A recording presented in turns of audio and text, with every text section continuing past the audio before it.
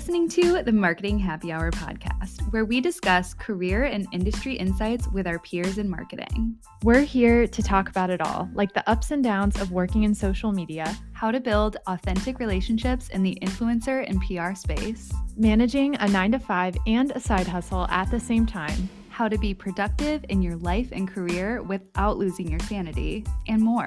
Ultimately, we're here to build a community with you because we're all trying to navigate the world of marketing together. Are you ready?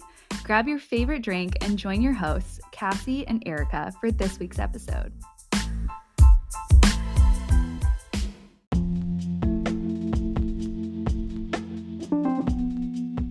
Hey, Marketing Happy Hour listeners, welcome back.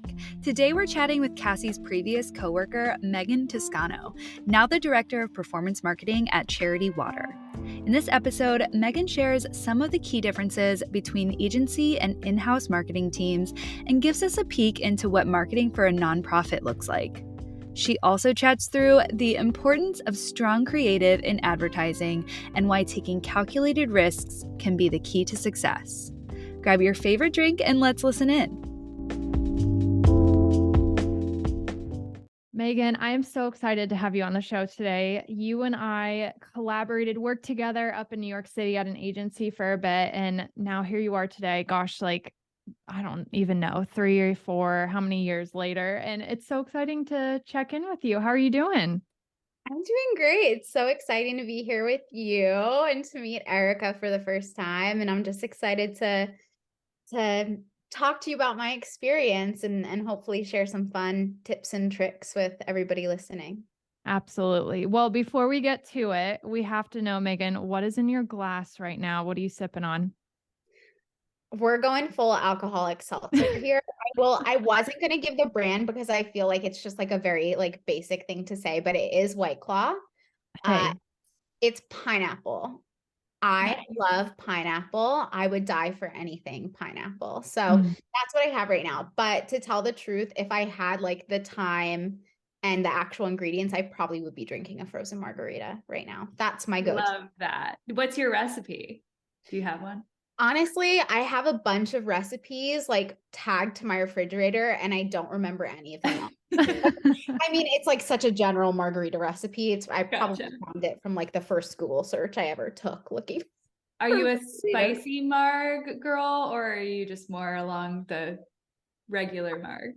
I am the blandest person you'll ever meet. I won't even eat spicy food. If somebody gives me a mild taco, a mild spice taco, I'm just no, can't do it too spicy. I would die on the show Hot Ones. That is so funny. So I have 2 beverages, not shocking. I have water and I have to call out it's in a Mickey cup for Megan because I know Megan is a fellow Disney fan. And then I also have I've been sipping on this all day. I think I'm ready for alcohol at this point, but I have a non-alcoholic mango cart beer, which is very different for me. I don't typically drink beer, but I like this one a lot. But yeah, Erica, what do you have? Well, season 1, 2, and probably 3 listeners will not be surprised to hear this, but I haven't talked about it in a while. I have an Onda, which is Shay Mitchell's tequila seltzer brand.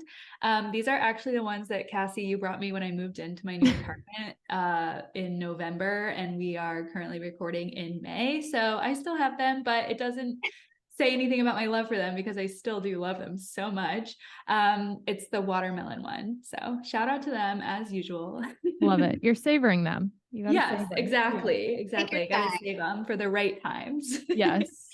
Okay, Megan, super excited to meet you. Just to echo Cassie, just excited to hear your story and the Charity Water story. Could you just walk us through your career journey so far and how you landed in your current role? Yeah, I'm going to give you a very abridged version because I feel like it's quite long. But my journey specifically into marketing all started with photography. So I actually went to school. I got a BFA in photography from the Fashion Institute of Technology. And while I was there, I kind of started piling on internships and jobs on top of my class schedule. And I was really just determined to kind of like explore the world, capture it with my camera, wanted to be a creative forever. And then after graduating college, I ended up working at a small handbag company called Oriani, and I led all of their digital creative work. And mainly a lot of what I did there was I worked really closely with our buyers, and they needed a lot of creative content. But also at that time, social media was getting more and more prominent, specifically from an organic perspective. So like Instagram was getting big, brands were still learning how to use Facebook. And so I spent a lot of time growing our presence organically by posting a lot of the creative content I was building for lookbooks and buyers, et cetera. But the company, we were like a very tiny wholesale company. They were completely not interested in doing any marketing besides what our buyers wanted us to do. And so I was there, I think, for about 2 years and decided, okay, I'm actually really interested in marketing. And there's such a big creative element to marketing. Let me explore what that looks like. So had a couple of interviews, mainly for different small agencies. And I ended up joining a small social media marketing startup, which I was at with Cassie for a while. Their name is Social Fly. And I ended up working there for about 5 years. So really like that 5-year period for me was this time in which I gained a lot of autonomy and responsibility. I kind of accelerated my growth and understanding of marketing. And there was like a lot of broad kind of learnings that happened through those 5 years, because obviously at an agency, you're working really fast paced, you're working with a lot of diverse brands. And so I think in my 5 years, like I must have worked with over 50 brands, kind of learning how to manage clients, how to take calculated risks, how to kind of turn a lot of failures into successes. And I think it was a really good learning experience for me, especially in my early 20s. I think it was, I must have been like 23 when I started there, and around 27, 28 when I left. It was also there that I started falling in love with performance marketing specifically. So mainly what I was in love with is managing advertisements for our clients when it came to the actual visual work of the ads. So kind of working with our teams to curate really beautiful and relevant creative for our audiences, exposing it to that audience, and then actually being able to measure the response of the audience, which previously as a creative, I wasn't really able to measure a response before. So I was really interested in just the dynamic between like leveraging creative and actually getting like pure metrics out, saying whether the creative is performing well or it's not.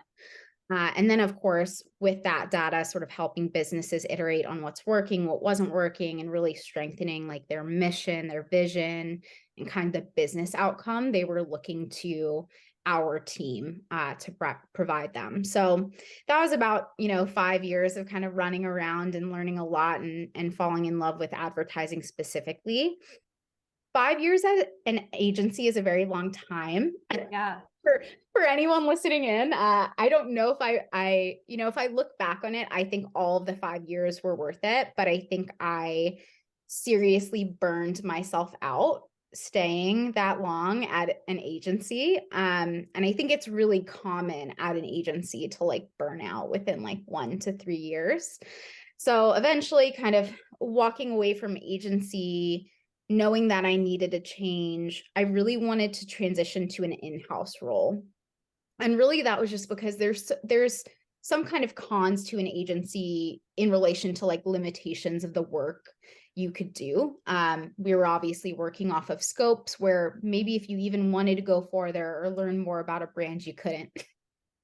And so I decided to accept an offer for a fitness brand. I headed up their digital acquisition for about 3 years. And it was there where I think I really grew like my ability to build and manage teams. I was responsible for all digital acquisition, so paid social, influencer, television advertising, out-of-home advertising, you name it, we probably tested it. So I was there for 3 years. And then at the end of those 3 years, what I was feeling was just this disconnection, like a very big disconnection from the work I was doing and the person I actually was. And for me, I'd always really been interested in the nonprofit world, but I just never, it was never the right time or right opportunity for me to transition into nonprofit. But I had actually known about Charity Water since I was in my early 20s. I'd listened to our founder and CEO, Scott Harrison, speak in my early 20s. I'd been so impacted by his story, and I had started doing birthday fundraisers for them. And so Charity Water was always in my mind, I think for 8-ish years, but it just was never the right time, right place, right skill set. And that's why I say timing's everything when it comes to finding jobs, because just as I was looking, they were starting to build their marketing team in-house. So here I am. It's, I think, a year and a half later now. I'm leading performance marketing for Charity Water, an organization that I was like fundraising for right out of college and like donating to since I was really young. So I couldn't kind of be more grateful to be here. So that's sort of the bridge version of how I got here now to Charity Water. Yeah, that's so great. That is so fun to hear, like, especially the disconnect piece that you were talking about. Like, I feel like no one talks about that because there is a point where you kind of reevaluate what you're doing within whatever role that you're in. And you say, is this really aligned with what I'm passionate about? Is this really something I want to continue working on? And sometimes that answer is no. And that's okay to go find, a new position or something new to work on and go more towards those passions. So I love that you did that. Looking at your LinkedIn, though, it looks like several of your past roles, you were able to be promoted pretty frequently in the different companies. Any tips for being promotable? Yeah, I have a couple, but I will just say something about my particular LinkedIn and why it's sort of challenging to answer. I think promotions can look so different depending on the size of a company you're within. So I was extremely lucky early on in my career to be working at organizations that were a bit smaller. And I was also being overseen by leaders who were just immensely invested in how do we grow the team we already have rather than look outside. And so those two things were like certainly working in my favor when it comes to being promoted. But I would say aside from those kind of strokes of luck, it's a lot of hard work and a lot of raising my hand. Oh my God, the amount of times I raise my hands, like, let me do it. Let me try it. I swear to God, I'm going to do a good job. I was just always kind of up to take on a challenge. And I think that that's such it has to be learned. It wasn't something I was comfortable with at first, but I think for me, I always wanted to push myself to be really transparent with my colleagues and my bosses of like, this is where I want to be. This is where I see myself going. And at some point I got so like steadfast and unashamed to ask for opportunities to prove myself. I was like, please just let me, like, I swear. And the more I did it and the more I succeeded, the easier it was to ask for those opportunities and to kind of accelerate that growth in my career. And I think that that's probably the key takeaway I would give, which is like, don't be shy discussing what you want for yourself. It's a really hard skill to learn if it's not something that comes naturally to you. But if you're proactive in taking those steps and being transparent, then I think you're going to get where you want to go ultimately. Yeah, absolutely. And one thing I'll say too, bragging on you a little bit, just based off of my experience working with you, you did a great job at stepping up and being a leader, both in your department, but for the agency in general. We were a smaller agency, like you said, but you were always the one presenting data and presenting new ideas. And you were really raising your hand on that side too, but also setting a really good example for your paid media team. So that's one thing I noticed too. And so no matter if you have a leadership role or not, if you're able to kind of act like a leader and step into that kind of position, I think that certainly helped. And I can tell that helped in your favor too. So just wanted to call that out. Thank you. Well, yeah, I think a component of that too is being in the right company with the right team, because I'm not going to say that every team's going to allow you to have that sort of autonomy and ability to lead. Yeah. I think we got really lucky at Socialfly, which is, I feel like they really wanted us to step up and allowed us to step up. But I know that at some companies, it doesn't work like that. So a component is also like be careful of the companies you decide to move forward with in your career, because they're either going to accelerate your growth or they're going to stunt your growth. Absolutely. Well, speaking of agency, I would love to hear what you think are some of the differences between agency and in-house marketing work. And why do you feel like having experience in both sectors has contributed to your personal growth as a professional and just your success overall?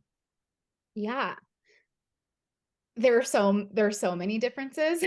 First and foremost, I think specifically for me, at an agency, being at an agency really early on in my career worked in my favor 100,000%. I got exposed to a variety of industries off the bat. So as I was kind of growing my skill set in marketing, I was also able to grow that skill set with such like a broad understanding of different industries and verticals and audiences and brands. And then I think there's kind of a second element there, which is accelerated learning at agency. You're dealing with really tight deadlines, you're dealing with demanding clients, you're kind of thrown into the water a little bit and trying to figure out if you're going to sink or swim. So I think because you have to be so on top of everything, you're really pushed into having to like explore and be aware and be up on all of the trends within the space.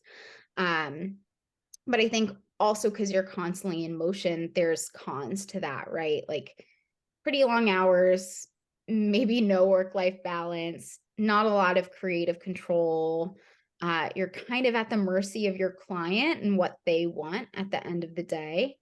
And then when you switch to in-house, the pace kind of settles a bit, because obviously everything you're doing is now around a single entity rather than kind of like this broader scope of industries.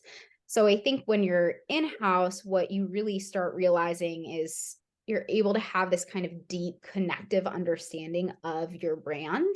You have increased control over what you're doing, how you're doing it. And then I think because you have that greater sense of ownership and pride in your work, you tend to be a little bit happier, or I guess like more stable in the realm of, how you're waking up and going about your day and what you have to do, and you're not switching your mind on and off from one thing to the next 24/7. But then there's the cons of like, there's less exposure to other industries, there's less exposure to networking opportunities, there's a bit less resourcing in reference to like who's on your team. Do you have the type of people to do the work you need them to do? And I think there's also limitations to how much you're exposed to like new technologies and trends as well, because it's a little less focused on your growth and it's a little bit more focused on the brand. So for me, kind of going back to your original question, which is like, why is having experience in both beneficial? I think they all kind of bring different things as pros and cons. But I think having experience in both allows you to be prepared for any twist and turn your career can kind of take you in. I think you're basically ready for anything if you've been at both and you kind of know how to switch what people's needs of you are and what you need of yourself based on the different environments you're in. And so a lot of it's just like, how do you adapt? Are you adaptable? Are you flexible? And yeah, I think that kind of explains it. I will say more than anything else, I think being at an agency made me the type of marketer I am today. Like I can't imagine if I started in-house how different I would be, because I truly think that kind of broadened understanding and that fast pace and the kind of constraints that you have at agency really allow you to meet a lot of challenges with such like a solution oriented mindset. And I think sometimes in brand that's stunted because everything's like, everybody has an opinion about everything, whereas agency is a little bit different. Yeah, absolutely. Well, speaking of that too, you get to work with so many different types of people and with different viewpoints on how marketing works. I mean, same goes for in-house too. There's a lot of different opinions tossed around, but I think it's cool to kind of build that thick skin and, no matter what type of challenge is thrown at you, you understand and learn how to adapt to that. So when you go back to the in-house situation, you kind of have seen and done it all. So I feel like that there's a lot of power in that, and learning how to navigate different types of personalities and opinions and thoughts and ideas and challenges that a brand faces. But I agree, early on, if you can do that, experience that, build your marketing muscles and kind of learn what industry you might want to focus on, I think is really huge. Yeah. Agency is a great way. They'll just push you wherever the wind blows. I was gonna say, do Absolutely. you guys know of anybody who has like started at an agency and stayed there forever? I feel like everybody who starts agency side eventually goes brand side.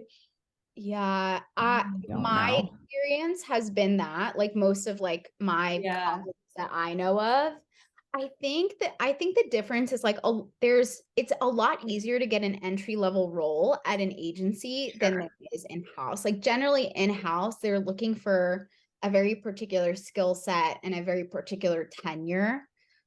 Like I don't even think there were opportunities for me to work in-house when I was first trying to go into marketing. It was just all agency. And I think that's like the difference of why people kind of start at agency. I know a lot of people who've been at agency have gone in-house and then eventually went Yeah. to agency. Yeah. But generally it's when they're much higher in the ranking that their work is like a little bit more focused. So I think that transition is so different than being, like let's say like an account manager or Yeah. somebody who's a little bit like lower level in client services. But yeah, it's a great note. The way I feel is I don't know if I could ever go back to an agency, and it's not because of the work itself, it's because of the work-life balance Totally.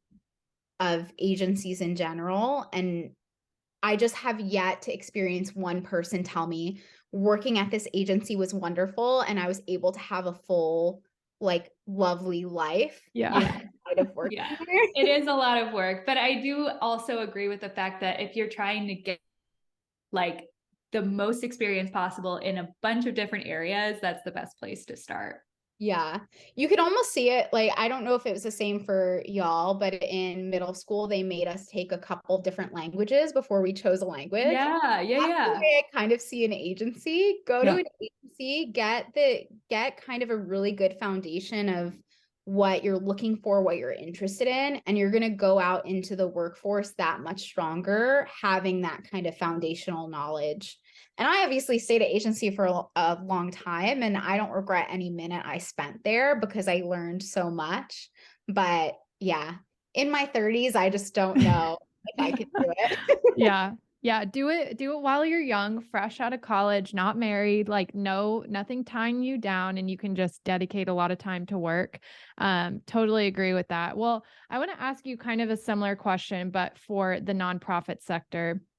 So how do you feel marketing a nonprofit is different than a for-profit organization? What has your experience been there?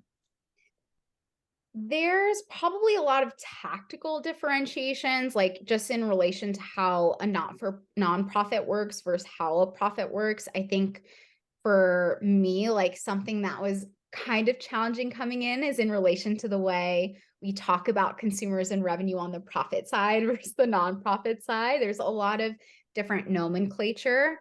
I think there's also at a nonprofit a lot of more sensitivity around how we're messaging things, how we're talking about donations, and kind of like the crux of transparency within our work is really important. And that's not something that's been important for any for-profit brand that I've really worked for. But I would say the biggest differentiation for me has just been feeling as if I'm part of something much bigger than myself, and that my whole team is part of something much bigger than themselves. So that, I think, before maybe I was a little bit more driven by like challenge and revenue and CPAs. And now it's this idea of like you're challenged by the notion that everything you're doing or not doing is either contributing or not contributing to the solution of the mission of your organization. And so we're not just focused on selling just to sell, which is kind of what most of marketing is. We're focused every day on ending a crisis that quite literally harms people every single day. And so that's been a really big differentiation for me in the way I work and the way I kind of prioritize my time and kind of work with the team to prioritize our resourcing. That is so cool to hear. And it's like the purpose behind it is so great. I feel like I already probably said this earlier, but a lot of times, like when you're in a role within a brand that is just aiming to sell, let's get the best numbers, let's get the most followers, all of that, it can kind of feel, it can get to a point where it kind of feels icky because you're like, well, I want to like help the people. I want to like help our consumer. And this is just like even an added layer to that, and just having all of this purpose behind it. I love that so much. So that's so awesome that you're there. And I'm sure you're thankful every day that you are. Okay, let's talk about performance marketing. We've had a few people on the podcast that are talking about performance marketing, but you have a unique approach with your BFA in photography. Let's talk about that. What is the importance of strong creative in paid ads? Yeah, so I could truly wax poetic about this all day, but I'm not going to. I think for me, visuals are kind of the primary way in which we capture an audience's attention, right? So if you think about every brand you've kind of come into interaction with, you tend to think about, what did you see of them? How were you stimulated by what you saw from them? So I think for me in general, but also for us in Charity Water, if we're able to craft creative that is compelling and memorable and relevant to the audience's desire, the effectiveness of everything we're doing via advertising is going to increase.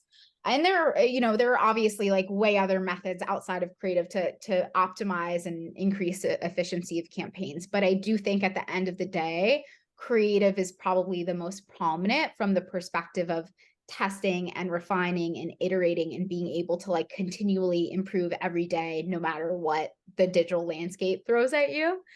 And so I think it's really important. I actually would set it as like the number one thing that you should be thinking about as you're creating a performance marketing strategy, which is, what story are you telling and how relevant is that story to your audience? And if you don't have that figured out, nothing's going to work. That's my prerogative on it. No, totally. And what kind of tips do you have around developing that like compelling creative that will answer those questions for the target audience? Yeah, so I'm actually creating a presentation about storytelling right now. So this is great timing. Love it. I don't know this off of the top of my head. It's just I've been practicing a presentation of it for a while. But there's this great study by a cognitive psychologist. And in it, he says that people are 22 times more likely to remember a fact when it's wrapped within a story. And so I think that's, for me, the most important tip about developing compelling creative is just, you're not creating an ad, you're not creating an asset. To an extent, especially if we're working with a prospecting audience, you're telling a story, and all creative, I think, should be built in that mindset. There are obviously 700 other tips, right? Like, try to understand your audience first, try to research and intuit what type of story would be compelling to them. Try to create assets that can be leveraged across multiple platforms, so you're limiting resources. I think a big one for us as well, especially in the storytelling space, is like, how are we injecting hard numbers into the story so that there's a greater impact when you're going for the call to action? So instead of us just saying like, there's a global water crisis and give us, a $20 donation, we're really trying to make people understand from a statistical perspective what's actually happening. So the difference is, instead of us saying there's a global water crisis, we might say something like 1 in 10 people don't have access to clean water around the world.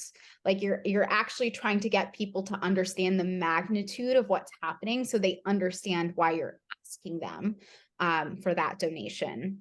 And then I think otherwise, the biggest tip I have is just testing as much as possible, refining and iterating as much as possible. So don't just say, let's create 2 assets this year, put them up and just let them go. But this idea of, you're collaborating with your creative team and your production team to really produce content, at least in, I would say, a quarterly perspective, that you're saying, this is what worked. How do we make that even better? This is what didn't work. Should we throw that away? Should we try something different with it? And I think that really allows most teams to just get better and better over time at crafting creative that's relevant for their audience. Yeah. Well, speaking of audience too, how do you currently approach targeting? I know a lot of the platforms are getting a lot more intuitive. They're learning and they're optimizing on their own a lot more strategically, but how are you specifically putting different frameworks in place to make sure those messages get out to the right people? Yeah, it depends. It really depends where we're placing the ads. So for instance, I would say on digital platforms, which I feel like is what most people are probably from a tried and true perspective using, targeting is out of whack. There's a lot of limited capabilities since all of the changes to iOS and all of the kind of drama around Facebook and Instagram. For us, our focus is really understanding our audience from a third-party perspective. So using a partner like an Epsilon or a separate type of data vendor, where we're giving them files of who our donors are, and they're telling us information about where are they over-indexing from a demo, a geographic, behavior or affinity perspective. And we're using that to really craft and model lookalikes. Right now, we haven't gone as far to like excessively use third-party lookalike models and upload them into the platforms, but I do think that that's where we're actually headed, especially given that Google's going away with their lookalike audiences, which I think is maybe this month, maybe next month. So I think, just being more strategic in relation to how do we use our third-party partnerships to get the types of audiences that make most sense for us. And that's really kind of the strategy we're taking currently. But I do think to an extent, eventually, we're probably going to dive a little bit more extensively into geos, especially when we do more brand awareness focused campaigns. Yeah, that's awesome. No, that's great to hear. I'm always curious how everyone's approaching that now, especially with all the technological changes like you mentioned. And you also mentioned at the top of the episode taking calculated risks and how all of this experience has allowed you to kind of adapt in that way and learn to not be afraid to take some of those risks. So, because I know with advertising and really creative in general, you really don't know how something sometimes is going to perform. Depending on the data you have, you may be able to project and assume it's going to, go in a certain direction. But how have you adapted your mindset over time in taking those calculated risks with creative ad ideas? Yeah. First, I want to make a comment on projections because I feel like projections just follow us advertisers around like a chip on our shoulder everywhere we go. Like we can't live without them and we can't do our work without them. But so many people take projections from like a status quo perspective and are like, this is what's going to happen.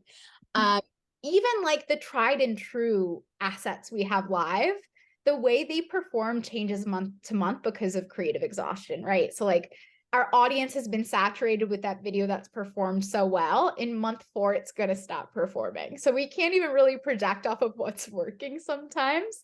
I think just in relation to risks in general, obviously some things are an outright risk. Like you have no idea, you can't base it on anything. You don't have any sort of hypothesis. You're just shooting in the dark.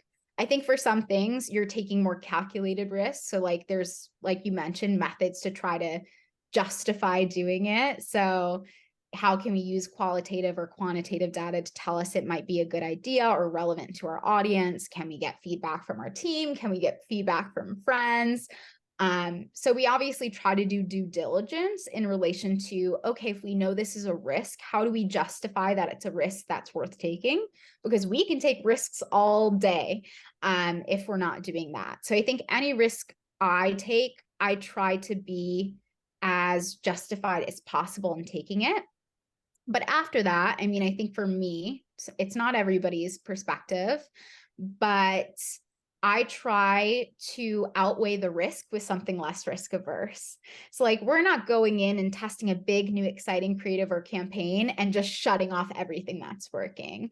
We're kind of reallocating and restructuring either the platform or what we're doing holistically to assume like, okay, this budget is going to go into what we know is going to work. And we're going to say that that's going to be stable acquisition that we're getting no matter what.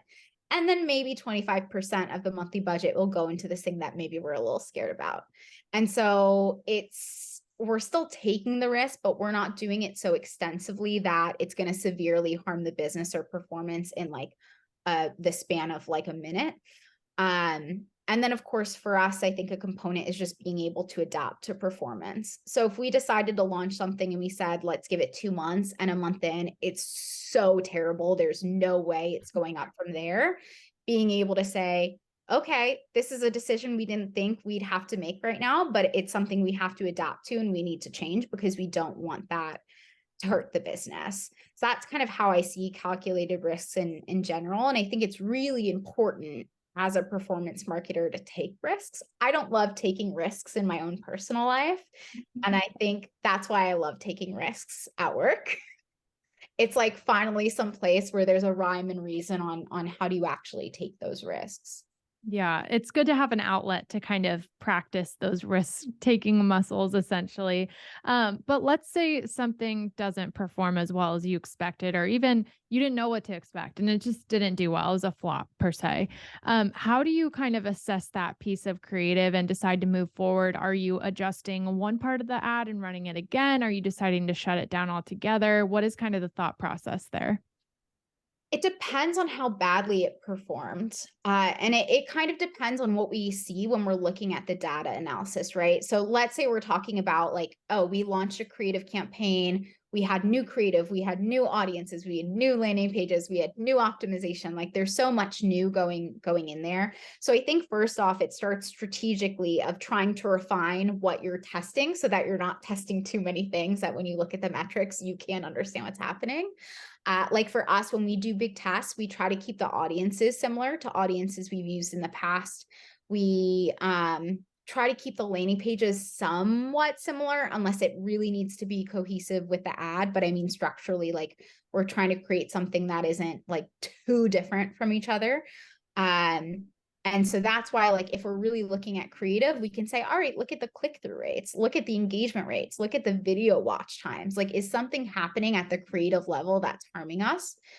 If nothing's harming us at the creative level, the next step is, okay, let's look at the click-through rates. Let's look at the conversion rates. Let's look at the average gift.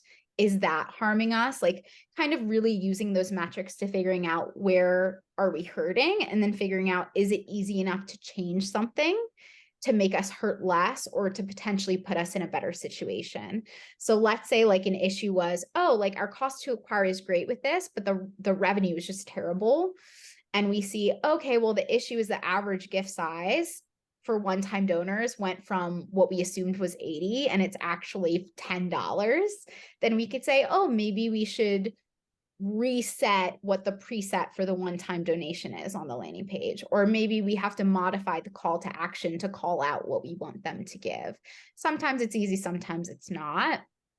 I would just say one thing about, there's been lots of times in my life where the whole thing fails.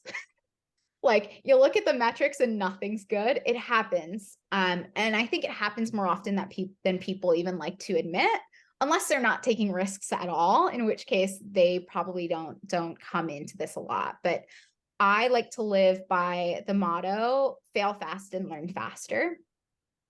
For me, kind of with every team that I've led, at least, if we aren't failing a couple times a year, then we're not succeeding multiple times a year. And it's just because if we're not failing, then we haven't taken enough opportunities to learn. And I would say sometimes even getting a flat failure is better than getting something where it's just like, oh, it performed okay, right? Because that's not really directionally getting you anywhere. But if something just falls flat on its face, you're like, okay, we have to go so far in the other direction. So that's kind of how I kind of talk to my team and even my agencies about, the risks we're taking and what happens if we fail. And I think it's really important for leaders to take, especially in where we are, to take the perspective of like, failing is a form of learning for us, and we need to transition it to this place where it's not taboo if we fail, but we take it and we move forward. Yeah, that's a great, I feel like, even life lesson too. So thank you for sharing that. I do have to ask one more question, kind of platform based. So I know TikTok and LinkedIn are two platforms that people are still kind of dabbling in the paid space on. Do you have any thoughts on those platforms? And if someone is looking to test one of those, the best way to approach that? Yeah, I think LinkedIn, I have a little less knowledge and prowess over, so I can't really speak to that. But TikTok specifically is something we tested at the fitness brand I was at. We're testing at Charity Water. We kind of continue to test in and out at Charity Water.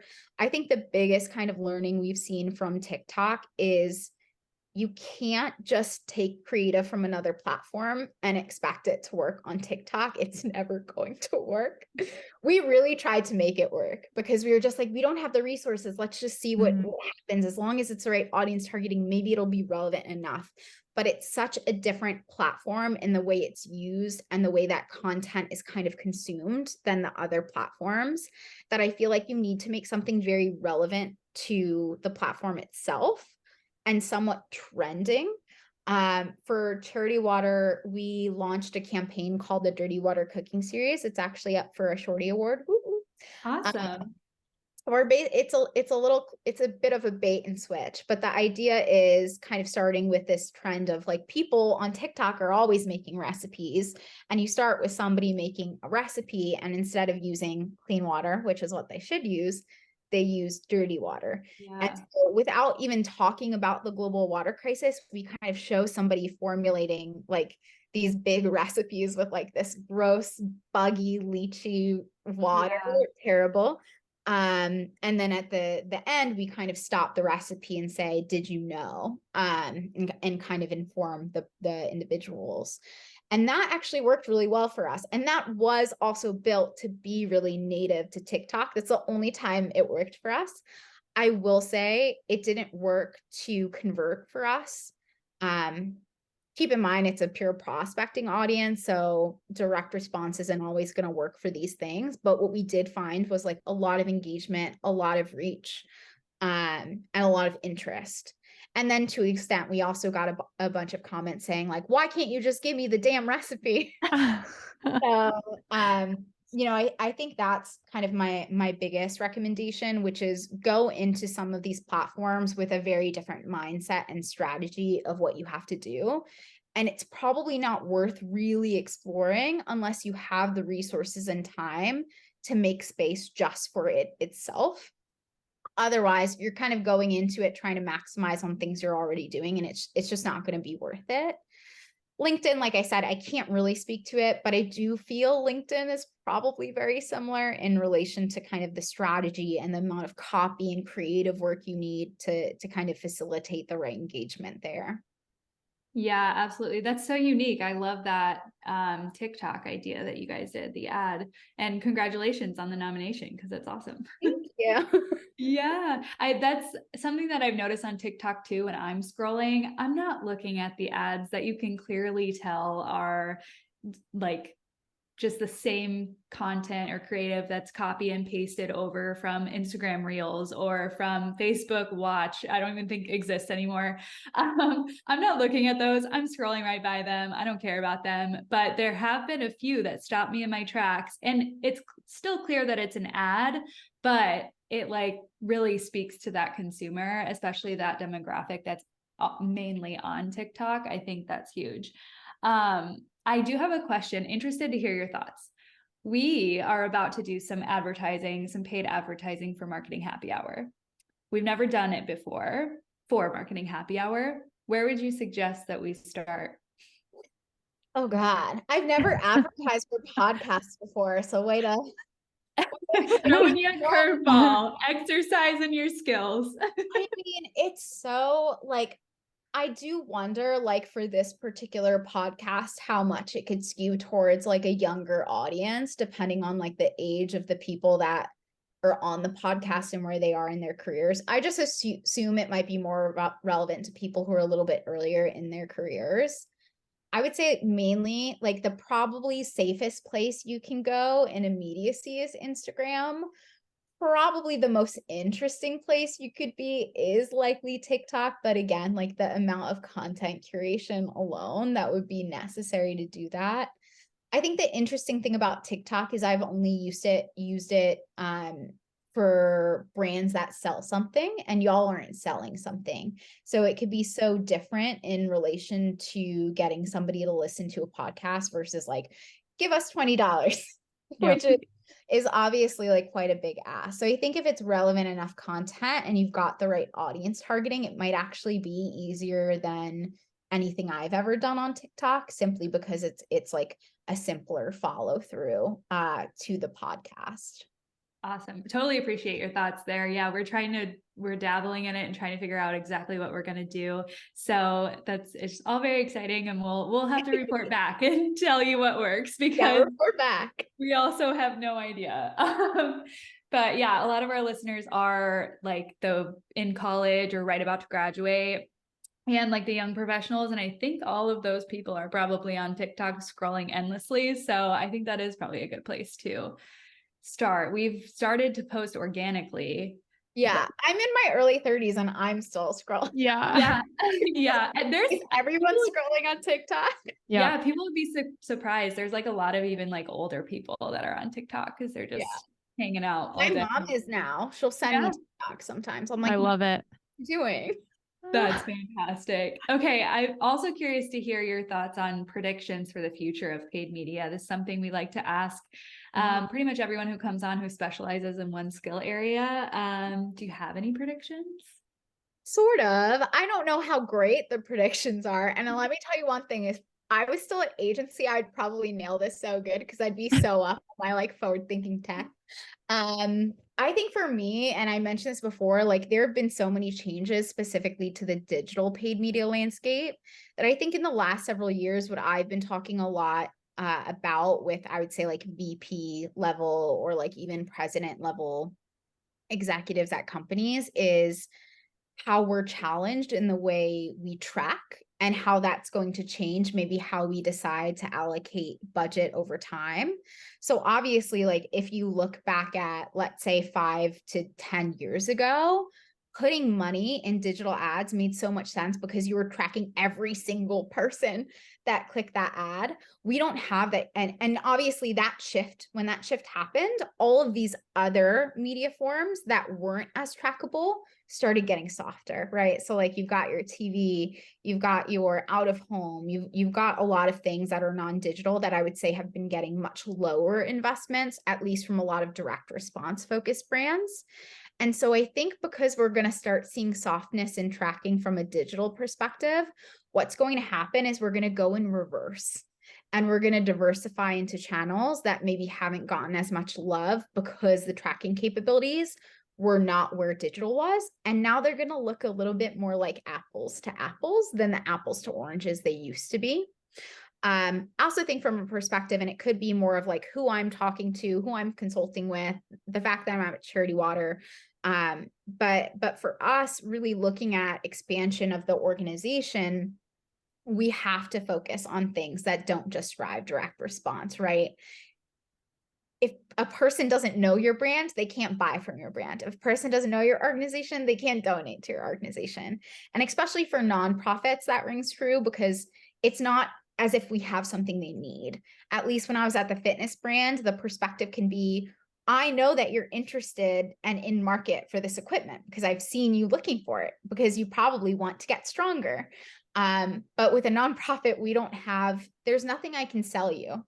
Like you're doing this out of the good of your heart and because you want to, and because you're impacted and because this is a mission that you've decided to make your own. And so for us, that's why like the brand awareness component is so important, because hitting people and asking for a donation right away is not going to allow us to grow and expand to the rate that we want to end the global water crisis. Yeah, so good. Thank you for that. Well, Megan, we want to ask you one of our absolute favorite questions to ask all of our guests. What do you know now that you wish you knew early on in your career? Oh my goodness. A lot of things Yeah. is the actual answer. I mean, I think I echoed these before. I think fail fast, learn faster is a one that I really, it really took me a long time to get there. And even if I had mentors telling me like that failure is a good thing, I think it was really hard for me to not be hard on myself. So I think that's one component, which is like learn to have grace with yourself, and you failing is not always a sign of weakness, and the way that you move forward after that failure is certainly a sign of strength. The other one I echoed before is be transparent, speak up for yourself, ask for what you want. Also a learned skill that is not easy to have. Like if you are going into a new job and you are trying to figure out what they're going to pay you, be upfront about it and just ask for what you want, because you're probably leaving money on the table no matter what. And I think the third, just to give you another Megan motto, I swear to God, I don't walk around telling mottos to people all the time. I just like have them in my head and I'll randomly it. say them once in a while. But the other thing I always used to say, I said it a lot at the fitness brand I was at, is progress, not perfection, which is we all have goals. You know, maybe we have personal goals, maybe we have career goals, whatever they are. You can't get from 0 to 100 in one day or 1 month or 1 year. And furthermore, if you get from 0 to 100, you can't stay at 100 forever. That's not how life works. And that's also not how marketing works. And so for me, what I try to think about in my daily life is not if something is perfect, but if something's just from a pattern perspective, at the very least, getting better every day. And I think that is something I work on every day for myself, obviously, because as I mentioned, I'm a little hard on myself. But I also think it's something that I wish 20-year-old me knew, because I just want immediate results all the time. Yeah. And it's life doesn't work that way. And certainly when you're in your 20s, life doesn't work that way. And so just always kind of looking toward improving and not perfecting is really important. Yeah, absolutely. Great little tidbits there. And I have to ask too, you mentioned a couple of times leading a team and managing different people and across your department. Do you have any tips for professionals going into a leadership role? I know a lot of times that kind of happens over time in our career, but as we step into that kind of position, there's sometimes a lot of unknowns in terms of how do we manage people, how do we communicate effectively, and how do we build trust with those team members. So do you have any tips specifically in just your experience so far? Yeah, I actually think at every single one of my companies, we had some sort of like personality indexing. Here at Charity Water, we have Colby. We had something at P-Volve. I think we also had something at Socialfly. I think that is really helpful. Obviously, if you have an idea of what your team looks like, what motivates them, uh, and how they like to be spoken to and how they like to do their work, that's certainly going to be helpful. If you don't have that as a resource from your company, my recommendation is to just get to know your team and to just ask them the question. So whenever I used to get new team members, I'm not getting any new team members right now, but whenever I used to at every company, I would sit them down kind of the first day and ask like, okay, like what motivates you? Like, is it money? Is it me telling people about your achievements? Is it like what at the end of the day is going to make you feel inspired and motivated to keep doing great work here? And the other thing I would always ask is like, how do you want me to oversee you? Do you want a heavy hand? Do you want me to leave you alone? Like how do you work to the best of your ability? Because so many people are just so different in what they want and what they need. And I've had employees where they're like, Megan, I want you to be around every day and I want you to be able to answer at least 10 questions for me a day. Cool, I'll do that if that's what you want. And then I've had other employees who are like, please just leave me alone. I will ask when I need you. And mainly I don't want you at all. And that's okay too. I'm like that as an employee. I'm very much like, please just get out of my bubble. I want to be in my bubble. I want to do my work. So again, kind of leading back to just like be transparent. And I think as a manager, having those conversations as a level set when you get a new employee is so important.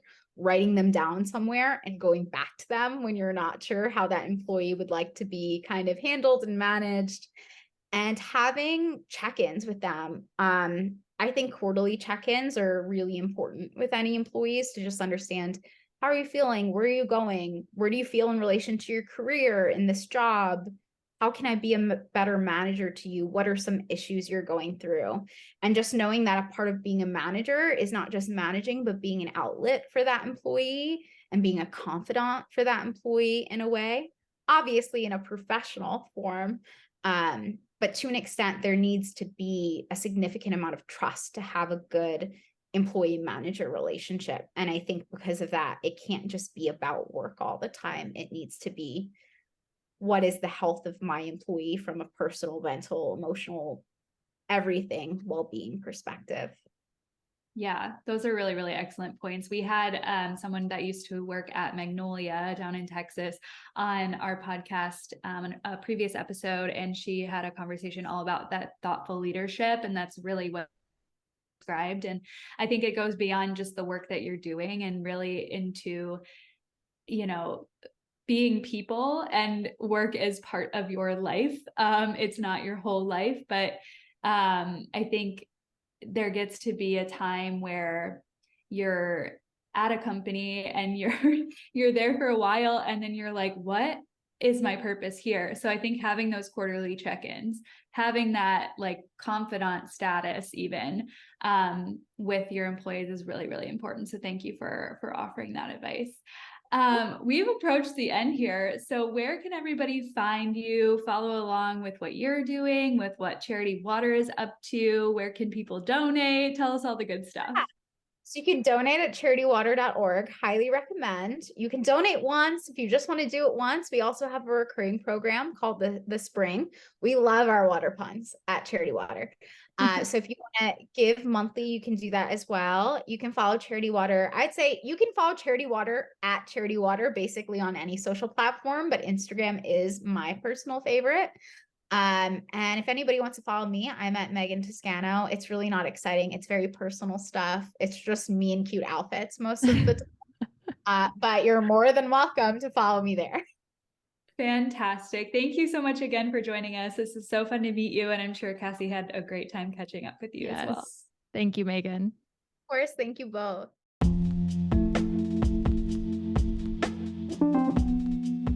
That's it for this week's episode. Thanks so much for tuning in. If you enjoyed this episode or learned something new, share with us by subscribing, rating, and leaving a review on your favorite podcast platform. For more from Marketing Happy Hour, head over to our website, marketinghappyhr.com, or follow us on Instagram at marketinghappyhr. We'll see you next week.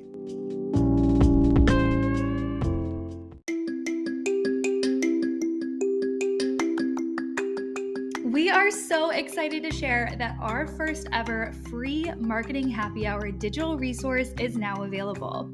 Download the Dream Career Game Plan today at marketinghappyhr.com/freebie. That's marketinghappyhr.com/freebie. This 5-step workbook will guide you through defining your goals, building your network, diversifying your skills, influencing where you're at, and investing in your growth. Cassie and I created this resource with marketing careers in mind, but the framework can be applied to any industry.